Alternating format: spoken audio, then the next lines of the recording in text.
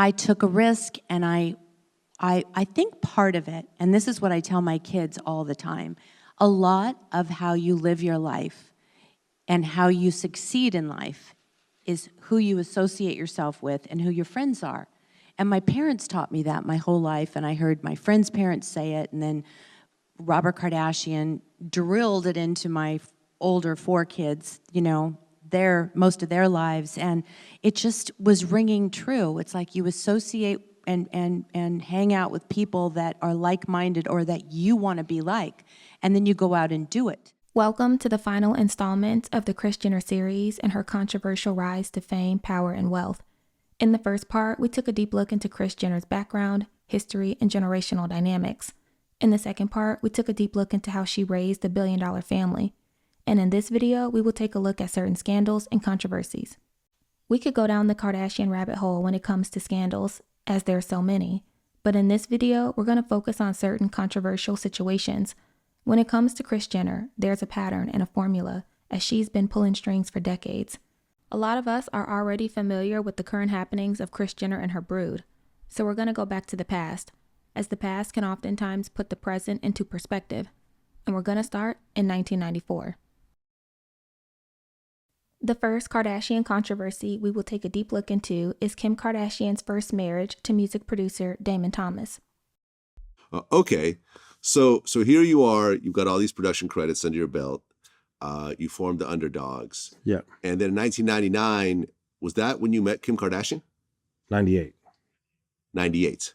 Yeah, so when I wrote those songs, those were around the same time that I met Kim. And how I met Kim, let me give you that story. Kevon Edmonds. So I met Kim before then. I met Kim when I worked on 3T, but I didn't know who she was. She was just at the studio. That's Michael's nephews, and Terrell was my really good friend. Okay, so you guys met, and I guess she was 18 at the time when you guys first met? Yeah. In this interview, Damon Thomas said that he met Kim in 1998 while he was producing for the group 3T. It must be noted that while he was working with 3T, Kim was dating TJ of 3T. That's how she met Damon at the studio. So let's look into this. 3T was a pop group that consisted of brothers TJ, Taj, and Terrell Jackson, Tito Jackson's sons. Damon Thomas produced the song Sexual Attention for their first album, Brotherhood.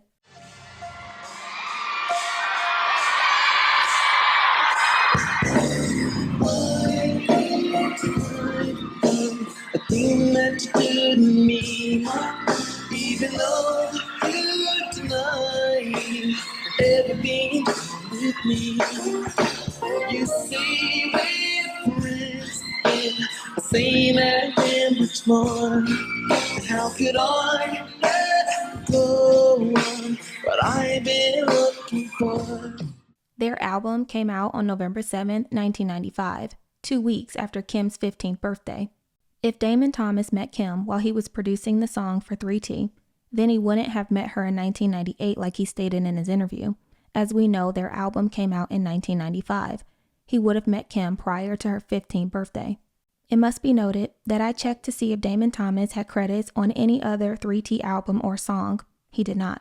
The only credit he has when it comes to 3T is for their song Sexual Attention, which was on their first album that came out in 1995.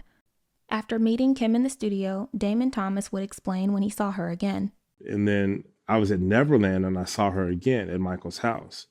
And so she remembered me from that. I was just with them. I was hanging and she remembered me from that. Damon Thomas saw Kim again at the Neverland Ranch for her 14th birthday party, which he left out in his interview. Kris Jenner would confirm this information in her book. She wrote, quote, Michael Jackson invited all of us up to the Neverland Ranch for Kim's 14th birthday party. Okay, here we go on 3. Wait, don't cheat. Ready? No, but your hands got to be inside the pocket, man. No. I'm going to beat you. So now we know that Damon Thomas met Kim when she was 13 as he attended her 14th birthday party. Now that you have this information, listen to his interview again. This interview has not been edited. It is what he says from start to finish.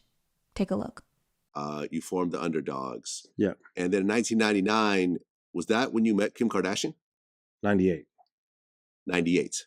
Yeah, so when I wrote those songs, those were around the same time that I met Kim.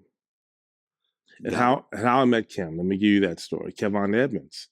So I met Kim before then. I met Kim when I worked on 3T, but I didn't know who she was. She was just at the studio. That's Michael's nephews, and Terrell was my really good friend. And I met her then, and then I was at Neverland, and I saw her again at Michael's house. And so she remembered me from that. I was just with them. I was hanging, and she remembered me from that.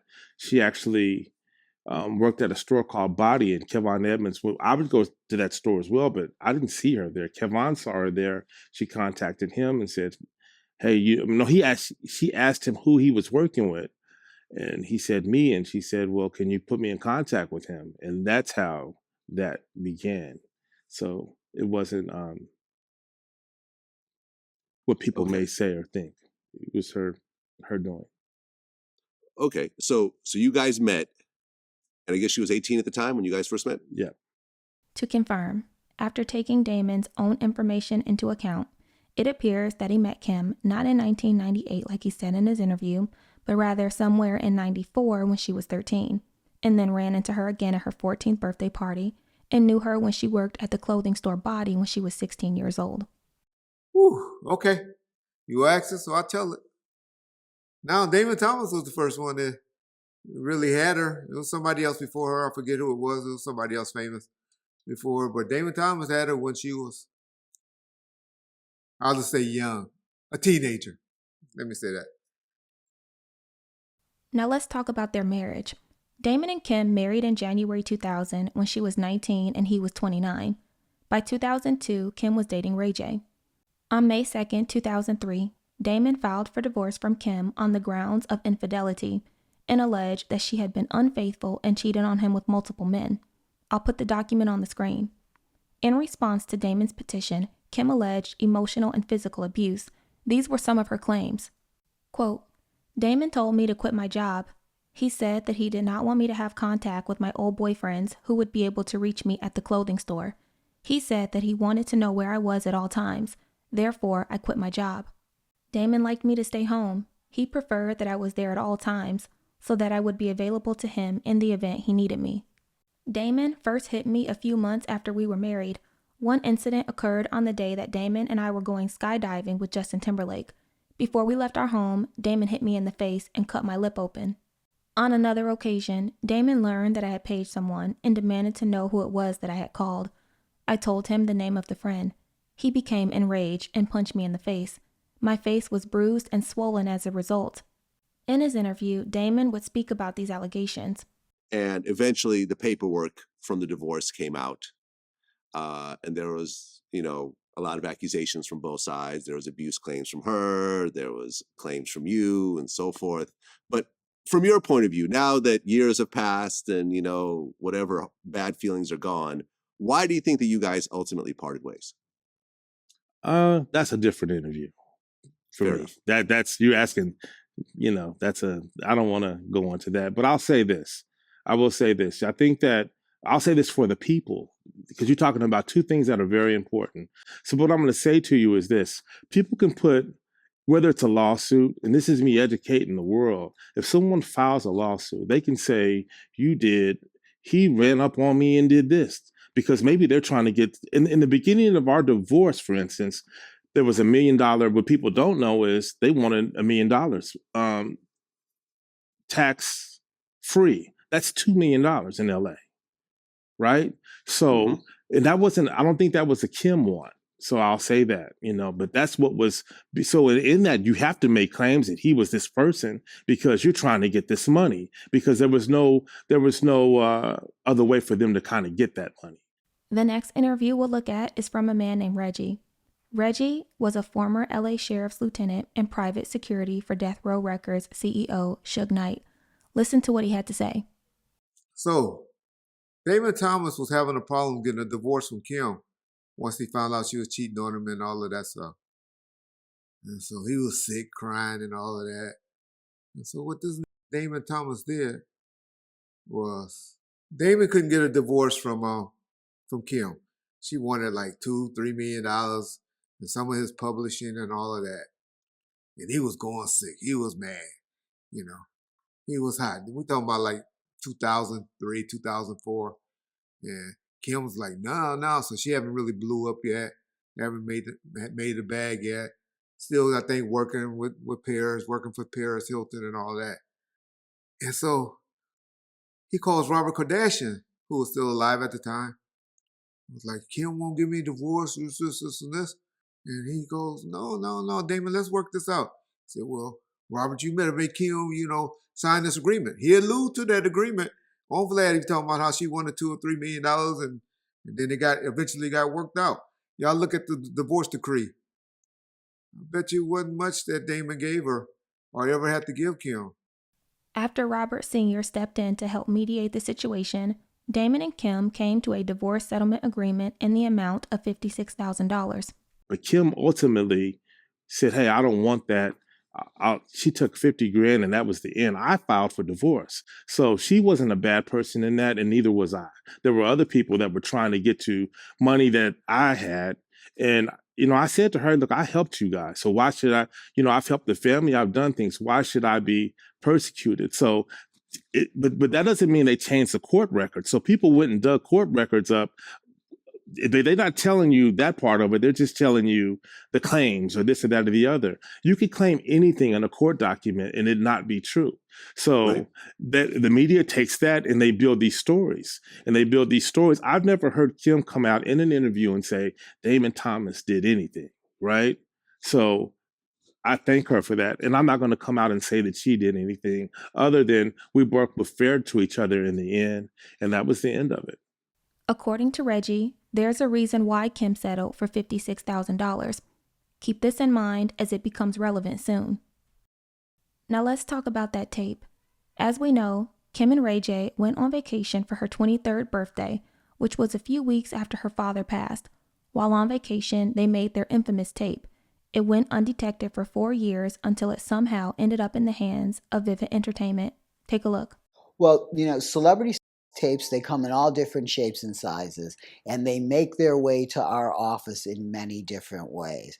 And I think what you see is that sometimes a tape will come to us and the person who's in it, the celebrity who's in it, will be upset about it, very upset about it. I think Kim is a perfect example. I mean, she went absolutely crazy. Okay, so let's talk about the Kim Kardashian tape. Talk about the whole story about how you obtained it and what actually happened afterwards. Well, it was brought to us by a third party. Felt like the proper paperwork that we needed was in place. That came along with it. Now, that ultimately wasn't the case, but we went out there and said, look, we feel comfortable releasing this movie.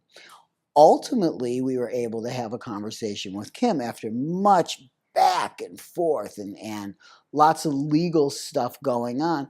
But ultimately, she agreed to allow us to put out the tape. We paid her several $1 million. It was an amazing investment for us. And I think it worked out pretty good for her as well. But ultimately, yes, we need to get an agreement. I think what you see the back and forth in the press is what happens prior to that, when somehow a tape does leak or a tape is stolen and it does find its way to my desk. And then we sort of reach out and say, look, we'd like to put this out. And the reality is, you can decide not to do a deal with us. That's fine. We will walk away and have nothing to do with it. But the internet's a funny place, and these things seem to find their way out to the internet ultimately. So why don't you come along for the ride, make some money with it, and perhaps it can enhance your career. Behind the scenes, as this was taking place, Kris was in communication with Ryan Seacrest and the E! Network in hopes of starting a reality TV show centered around her family. After, you have somebody who won an Olympic gold medal, who's in the house, so I get that. But then you're like sitting there and you're looking at your children and you're thinking, I can make a TV show out of this when that really hadn't been done. What made you think that anybody would be interested in your kids, your family, and that you could actually be the executive producer and sell that? Kris Jenner wrote, quote, "The girls will be the stars of the show, but all of us around the girls will also be the ones that people can relate to. We will be able to broaden our demographic and our audience because together we span all kinds of age groups. We could cover 10 to 100. While Kris was pitching her ideas to the network, word about Kim's tape began circulating. In her unofficial bio, the authors wrote, quote, "There was a little bubbling about the tape, but nobody really knew who Kim Kardashian was." On March 21st, 2007, Vivid Entertainment published the video.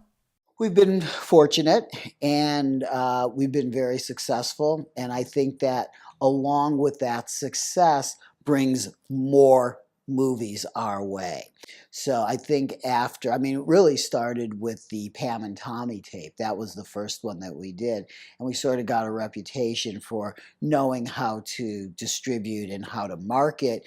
And then there were a few small ones. There was the Janine and Vince Neil tape came after that. But, Kim really broke it wide open. The Kim Kardashian tape was really an amazing phenomenon. And after that, sort of the floodgates opened and many more sort of celebrities felt comfortable. When the video came out, it was downloaded by millions of people from all over the world.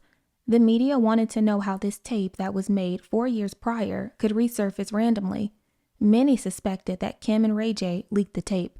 Sonia, really, you as the mother feel about the Kim Kardashian Ray J tape? Because I haven't seen you since then, so I know this is old business. Okay, it is old business, and at some point we're going to get beyond this, hopefully. Yes. America. Uh-huh. But as a mother, I was very upset. Like I could have, because one of the things that when you are dating someone, they were dating for 5 years, they were in love. I saw that as a love factor, and I've always said, what you don't want people to see, you don't do, regardless of how much you love someone. And so it somehow surfaced. But my point is, and Ray J hates to hear me say this, but I'm going to say it. With all of the hoopla about it being Ray J and people trying to blame him, did you see him on the cover of Playgirl? No, she got her jump off from it. But we love it. Did you see him in the centerfold of Playgirl? Okay, so I think that the question should be directed elsewhere. Oh. Okay. What about that? Which we have to get to, obviously. It's Kim's tape, which people always come to. How did you feel when that went public? I cried myself to sleep. Because thank God Paris Hilton paved the way. Well, I don't think, you know what? Paris Hilton slutted around. And so by the time it happened with Kim, we were already a little, okay, second one. I don't think anything can prepare you for something like that when it comes to your daughter. I think that the way that I feel about life in general, and I'm somewhat of a religious person and I keep that to myself. So I live a certain way and I feel a certain way, and I pray for my kids every day, and I'm so in love with my family life, and that hits me up that side of the head, and I literally fell apart. I had to go in a room and cry for a couple days and say, okay, pull yourself together. Because you have to be here for all these kids in your family, and you have to show them as an example how to get through this. What did come out of it, seriously, is it made you famous, which allowed the reality show, which allowed the empire. Now you manage everything. She is the manager. She is really smart. Would you be where you are had there not been a tape?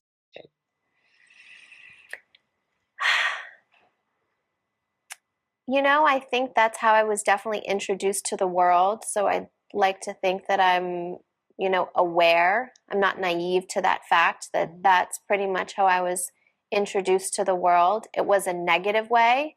So I felt like I really had to work 10 times harder to get people to see the real me. Did you feel betrayed by it? I felt humiliated. I felt like... there are people who say that you put it out yourself. You know that. Yeah. And, I think why would anyone put that humiliation on their family like that? Because what were you worried about most, yourself or your family? My family. I think the fact that everything that our family does is a reflection on the other people. I mean, I've always been concerned about the family, humiliating the family, and that's what I did. you know, and that's something that I'm going to have to live with for the rest of my life and have to explain to my children one day. Imagine that conversation I had to have with my grandmother, you know? Were you the one? Yeah. I had to explain that to my grandmother. So I think I was more... And you're most glad you didn't have to explain it to? My father. I don't know what I would have done. I mean, it's just... I truly don't know what I would have said, what I would have done. I don't know. For years, Kim has been adamant in the fact that she nor her mother had anything to do with leaking the tape. But after staying silent on the situation for years, Ray J would finally speak up. In an episode on the Kardashians' Hulu show, Kim would allege that Ray J was in possession of a second tape. Okay, though, it's not, you know, on Roblox. You know, Say was on Roblox yesterday. And a thing popped up. And he started laughing, and I was like, Mommy, look, and it was a picture of my cry face. And it was a game that someone made of Roblox. And it said, Kim's new sex tape. When you clicked on it, thank God he can't read yet. And it's like, over my body, is this happened to me again? It's okay. It's not okay, though, it's not. Ray J would then contact Kim on social media through a DM and confront her. He would then leak their messages where they seemingly discussed their 2003 tape and the deal that was made. All right, now Ray J is talking about that tape with Kim Kardashian, and he did an interview with the Daily Mail where he talks about what really happened. He said Kim Kardashian kept leaked tapes, quote unquote leak, in a Nike shoebox under her bed, and he says after 14 years in the shadows, he is going to finally speak out. So he said, I've sat in the shadows allowing the Kardashians to use my name, abuse my name, make billions of dollars talking about a topic I've never really spoken about. He said that she has always been in possession of all the tapes that she made with Ray J. He has never owned any copies of them. They were never leaked. He said it was a business partnership between him, Kim, and Kris Jenner. And by the way, since that tape was released in 2007, the sales for that have reached an estimated $100 million worldwide. Well, I do know that if you have a celebrity tape and you try to sell it to someone like Vivid, which put out the Ray J and Kim tape, they have to have consent from everyone that's on the tape. That I know. Like I've seen a third party try to sell a tape to Vivid, and Vivid said they couldn't purchase it without consent of the people on the tape. And they'll get sued, and they would have to take it down. Now, Ray J said... Wow. You know, he told the Daily Mail in the messages, which he also gave to them, which we have as well. Kim did try to smooth things over, suggesting PR strategies to, quote, make me feel better. And he said he is expecting repercussions for speaking out and telling his side of the story, but he says he feels relieved to have finally given his side. This is wild, man. This is. Can you imagine? Imagine what? You selling your daughter's personal porn tape to make some money? Like, is it that low? Is that family that evil? And people, there was no way. Oh, wait a minute. You acting like Kim wasn't grown at the time. Don't act like Kim was a child. So, I mean. It was the three of them. Exactly. It doesn't matter, but you're still selling your daughter's tape. But no, I don't care if my daughter's 50. What if she wanted to? So he does still That's true, maintain too. that Kris and Kim did come up with the whole plot to make and sell a sex tape because of the enormous financial success of Paris Hilton's sex tape. Once again, if you have a celebrity tape and you try to sell it to someone like Vivid, they have to have consent from everybody that's on the tape. Now, as for money, they're saying that Kim and Ray J split a $1 million advance, and together they got 49% of the profits from the tape. That translates to around $49 million because that tape did make $100 million in sales.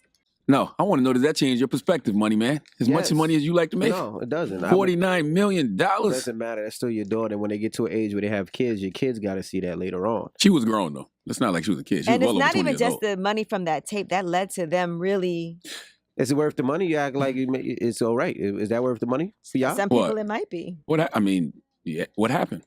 What you mean, what happened? Like, what happened? What did they do? Like billionaires. Yeah, what did they do so wrong? Like, what happened with their lives when you say it wasn't worth it? Like, what happened? I don't think it was worth it. There was no way I would want to put tape out there that my kids would see when they would get older. And it's kind of softcore. It's not like hardcore. In a recent comment, Ray J would add more information around the deal that he, Kim, and Kris made with Vivid Entertainment regarding the tape. He wrote the following, quote, "What about my mom, Kris? You telling people false stories about me, making the black man look horrible for your gain. You introduced me to Steve Hirsch. You masterminded everything for your family and tried to ruin mine at the same time." As I was editing this video, more information came to light regarding the tape. Kris Jenner recently appeared on the James Corden show and took a lie detector test. Take a look. Did Kim rip the Marilyn dress at the Met Ball? No. No.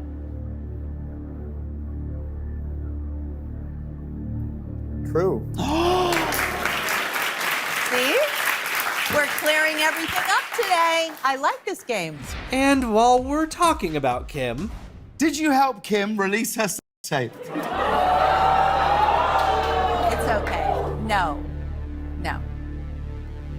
True. Of course it's true. Thank you. Of course it's true. Ray J would not take kindly to this and would reveal even more information about the tape and Kris's involvement. Take a look. But I'm looking at somebody mama lying and just really just laughing at. It's like, you're gonna try to crush my career, make me look stupid when you know you was the mastermind, and then go out to dinner later and eat with your rich friends, huh? It's just like, well, we f***ed him over again. We always f***ing Ray over. He's our little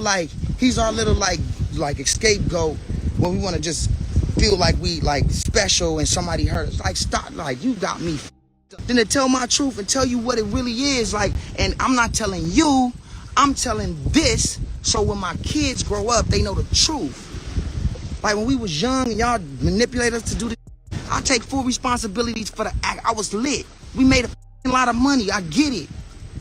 But we together, like, y'all really think that y'all was gonna, I don't know, you know what, here's how I look at it.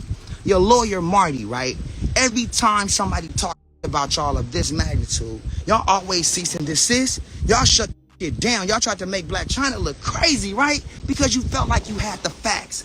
Crickets. Kim ain't responded to this at all because she know what she did. And Kris, you know you ran the play. I'm going crazy tonight as far as like my energy because I'm so like disgusted at sitting back and waiting for what? Like waiting for what? I can't see the comments. I don't give a fuck about what nobody say. All I care about is my daughter and my son growing up. Like, Pops is 100. Like, Pops would never put anything out without anybody's consent and make millions on their fucking demise. Like, y'all, okay, I'm going to the house. They sending me all the I got at the house. They emailing me all these facts. Y'all sued Steve Hirsch, that's a lie. $5 million, you never got $5 million. You can't print those documents up, they don't exist. You never got no money from Steve, you got $400,000, just like I got $400,000. We signed the contract the same day. You got the same contract I got, except guess what? You rushed me to sign the contract because your mama was rushing me to sign it, so guess what you did?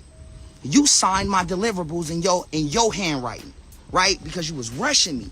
So you signed my deliverables.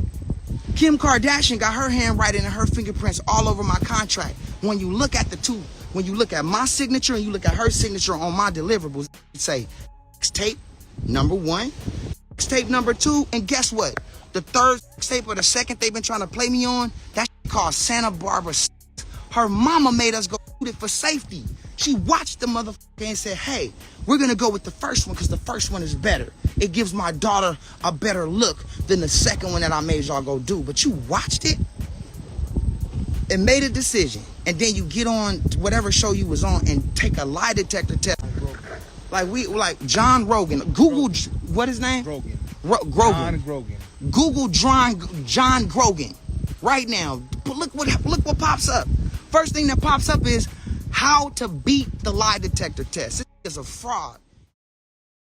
Another Kardashian controversy that we're going to talk about took place on the first season of their show, episode 8 to be exact. Remember when I said that the reason why Kim settled for $56,000 in her divorce would be relevant soon? This is why. Take a look. We talked about it in the last interview, Damon Thomas. From what I heard, and maybe you could shed more light on this, is that the tape with Ray J and Kim Kardashian wasn't the first tape. That there was another tape before that. Can you speak on that? Hey, you trying to get me to go to jail. You trying to get the Jewish community mad at me. No. But yeah, man. I'll tell y'all of an episode. I want one of y'all major researchers to go and research. Well, let me tell y'all what happened first, and then I'll go into that story.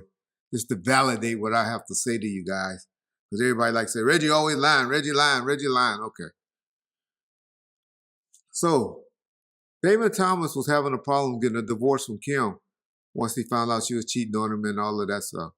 But this is what happened to you, Damon. Damon couldn't get a divorce from Kim.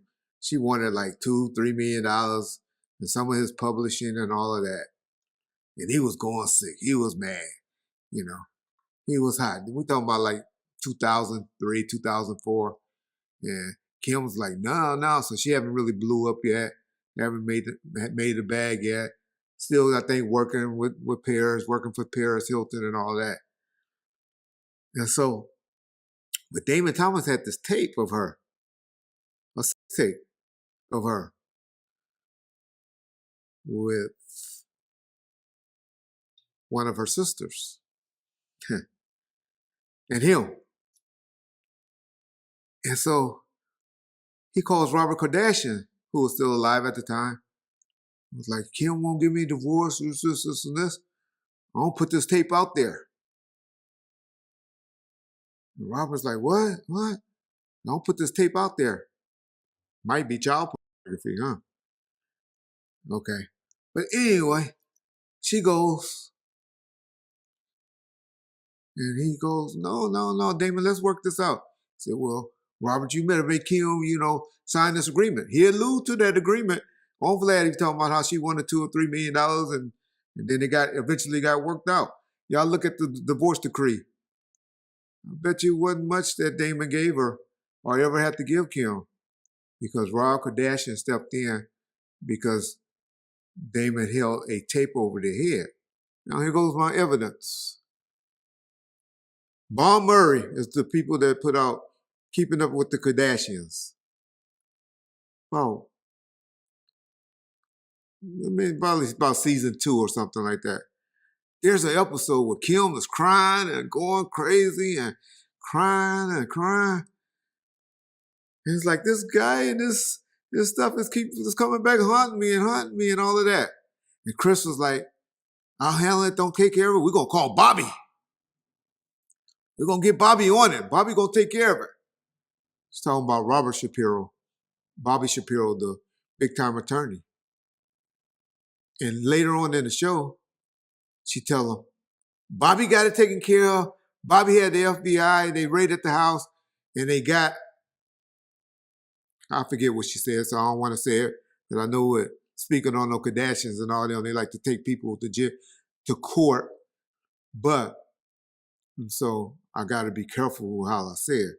But y'all look at that episode on the Kardashians, and that's what they're talking about, was that tape. And that sex tape try to surface back up even after Damon had made a deal with her. I don't know whose side it was on. I don't know if it was some people that Damon's side that still had a tape, or if I don't know if it was people with that Robert Kardashian may have left the tape with, because y'all know Kris and Robert was no longer together. They didn't have a relationship like that anymore. But Bobby Shapiro is the one that made Kim feel comfortable on that episode of the Kardashian. They could have just brought it up for some hype, trying to throw it out there to get the story out there. Because y'all know how the Kardashians is. I don't know. Kim appeared very, very upset behind it on that episode of the show. And Kris came back and said, Bobby Shapiro, not Robert, not the daddy, because he wasn't with us anymore.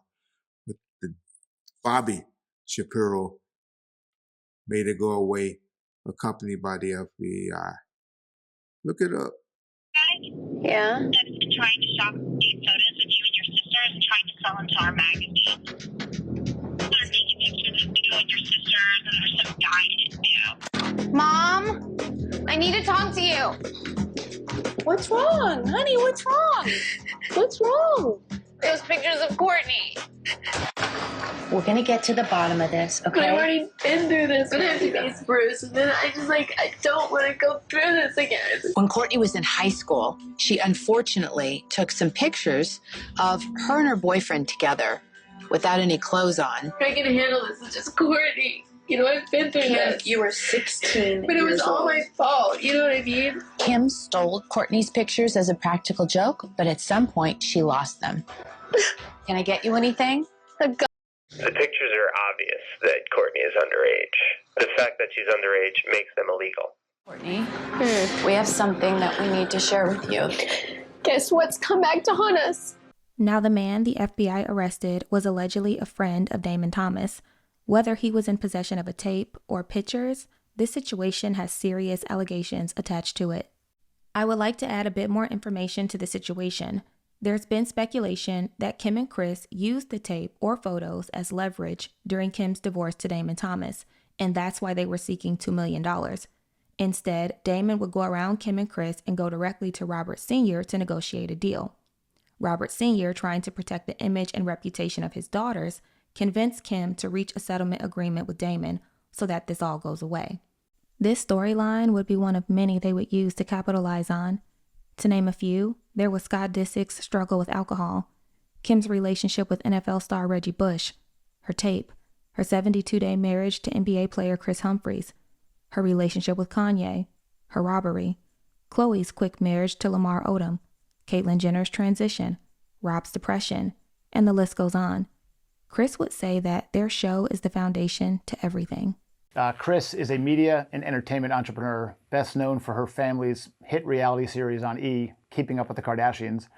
She's officially founder and CEO of Jenner Communications, through which she manages the career and businesses of her 6 children. You know, how did this all happen? How did you go from the original momager to building this Kardashian-Jenner brand into the powerhouse that it is today? Oh, goodness. Well, the show, I think, is truly the foundation of how we all got started. I think that the show was the foundation, and as the popularity grew, we tried different businesses, and it was always my philosophy to explore every single opportunity and not dismiss anything, and see if it was a fit. Each brand seems to support the next one. It's really fascinating. I think they're so separate, and but at the same time, they really support each other. And when one brand grows, it seems to benefit all of the others. It's almost like having this ecosystem that feeds into each other, and and we have to water it, to make sure that it continues to grow. But it's the family brand, the personal brand, and then if somebody has great success, it works for everybody else because it just elevates what's happening, with it. Somehow it just works for us. There are 300,000 religious congregations in this country that pay no tax, no federal, state, or local, no income, sales, or property tax, and they own $600 billion in property, like St. Patrick's Cathedral on Fifth Avenue in New York. If you sell cheap sweaters like they do across the street at Forever 21, you pay taxes. But if you're selling the invisible product of eternal whatever, no taxes. So to recap, Forever 21, taxes. Forever 33, no taxes.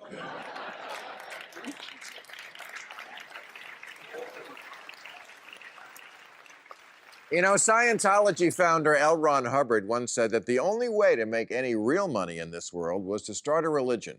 And even though the one he started only has about 30,000 members, it owns billions in real estate, tax scot-free, and that makes me hopping mad.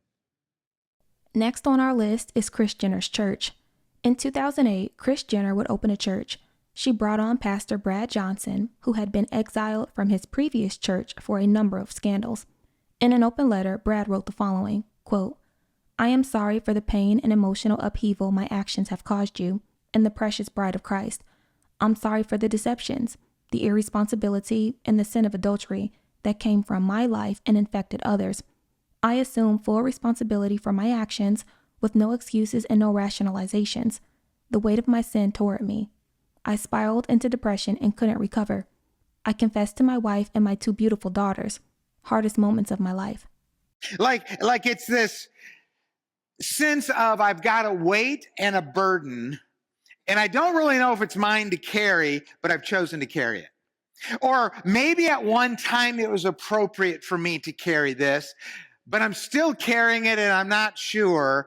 And we choose to carry, we continue to carry things that we should no longer carry. Well, this is the first idea for mental and spiritual health, and it's this: let it go. Say that with me. Let it go. If it's a stress, if it's a worry, if it's a sense of responsibility for something that you should have laid down a long time ago, we're going to learn to let it go. In their book, the Kardashian sisters wrote the following, quote, "When we were kids, our mom did Bible study every week, and we always went to Sunday school.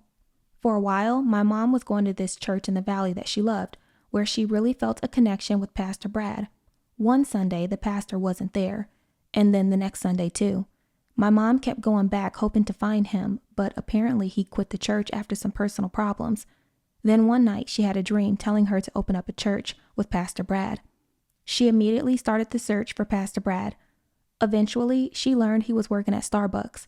She didn't know his shift, so Bruce stopped at that Starbucks twice a day looking for him, every day for 3 months. Finally, he found him. My mom convinced Pastor Brad to join her on her mission, so she helped him back to his faith, and they started up their own church. They began having services at a movie theater, and soon lots of people began coming.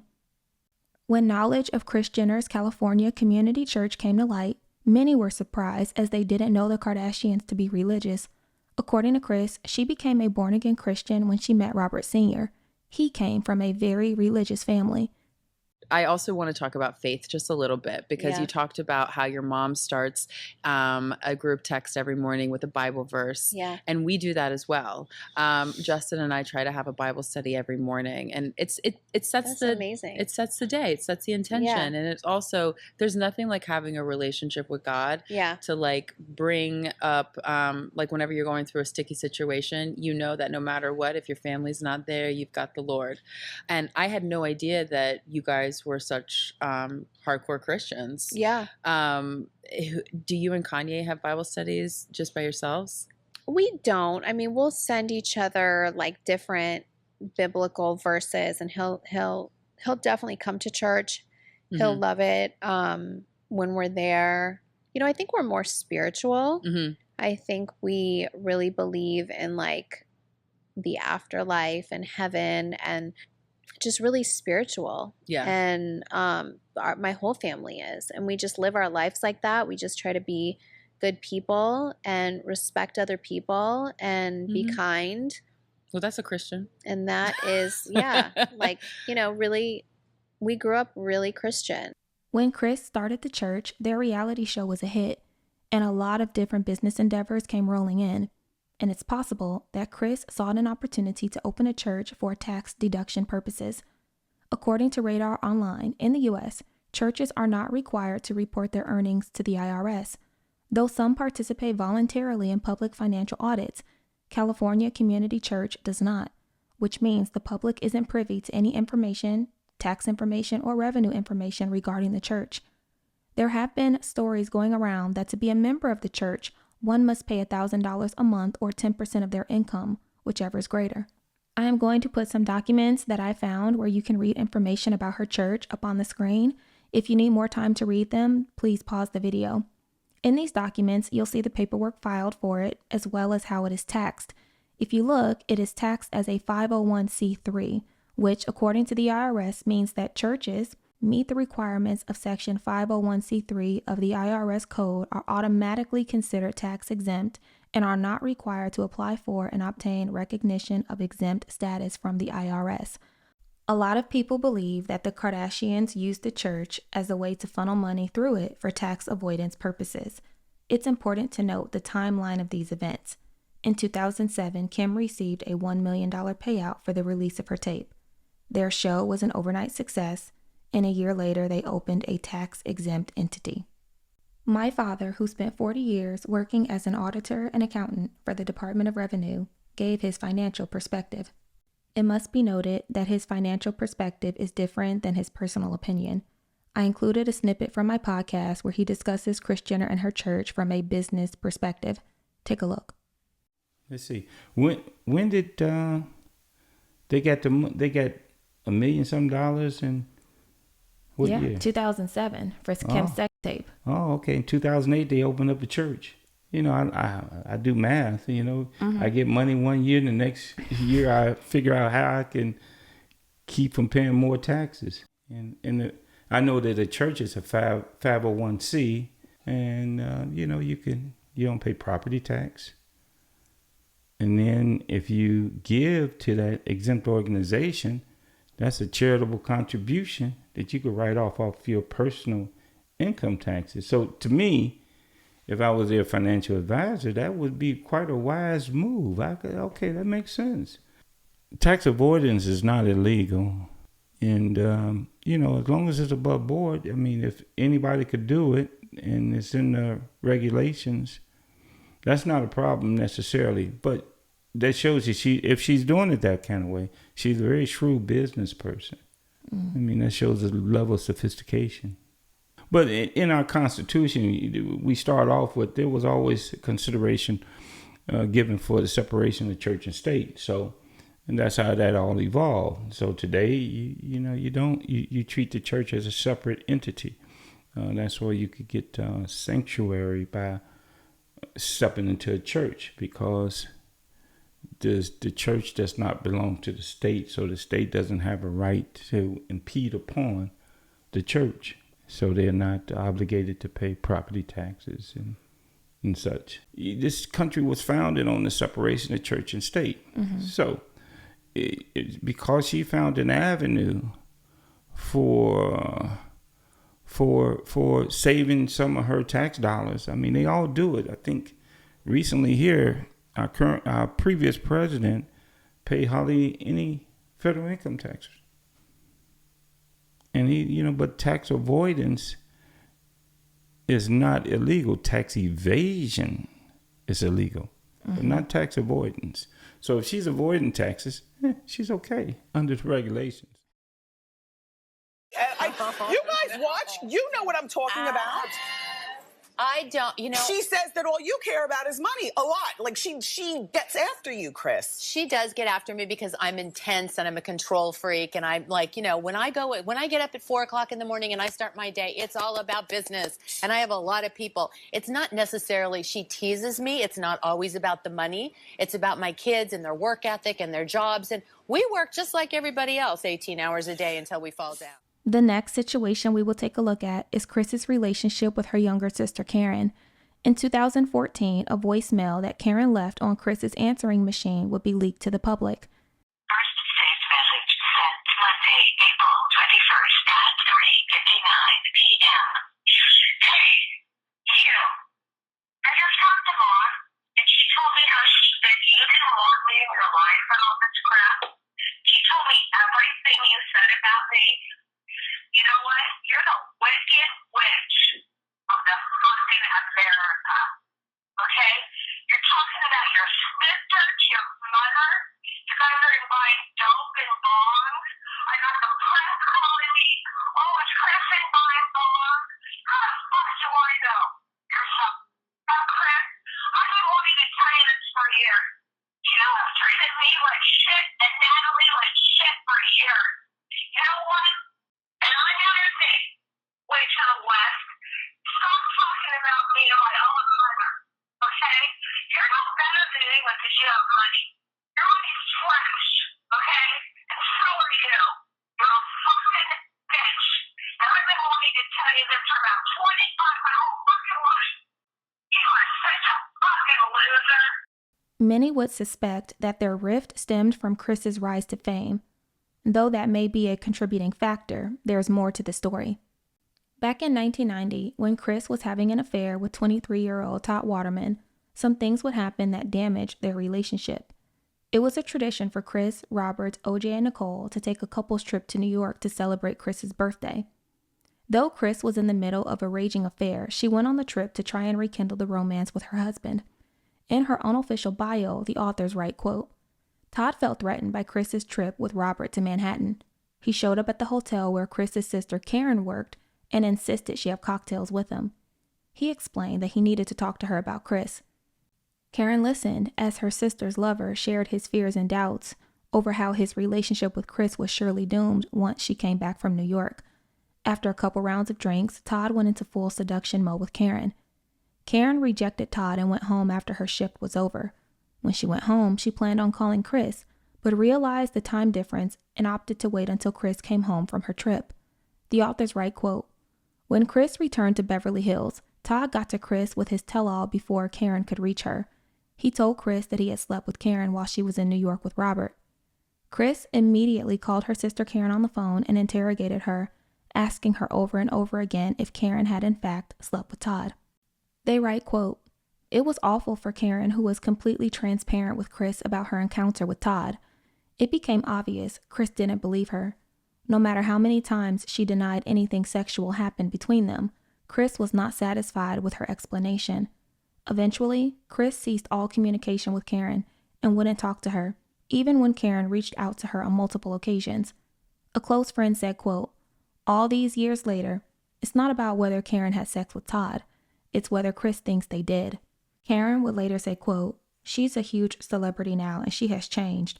I'm not saying good or bad, but I've seen what it can do to Kris ever since she moved to LA. I don't care how much money you have or who you are. You're my sister, and I can't get to her anymore. But I guess it's the money." Though it appears the two have since reconciled, Karen stands by what she said. Kris knew early on the life she wanted to live, and she utilized every opportunity she had to get there. From her friendships to relationships to her children, she used every opportunity to her advantage, and the product of that is a billion-dollar empire. In her book, she wrote, quote, "Working with and for my children was a huge step in this experience. I realized that if I was going to tackle this whole situation and be there and manage my family, I had to commit emotionally, physically, and intellectually 150%. I was not only a mother, daughter, and wife, but also a producer, a manager, negotiator, a publicist, a business manager, a stylist, and at times a caterer and a set decorator. Suddenly, I had to keep track of everyone's schedules and even tell the girls when to work out. I was developing a brand." The Kardashians have been accused of many things over the course of their careers. They've been accused of blackfishing, cultural appropriation, making insensitive and tone-deaf comments, using their power and privilege to railroad smaller businesses while stealing their concept work and ideas. They've been accused of faking storylines for their show, lying about plastic surgeries, and creating unrealistic and unattainable beauty standards, and the list goes on. It's a lot to keep up with the Kardashians, and Kris sure does have her hands full, but it doesn't look like they are slowing down anytime soon, as they are raising up a new generation to follow.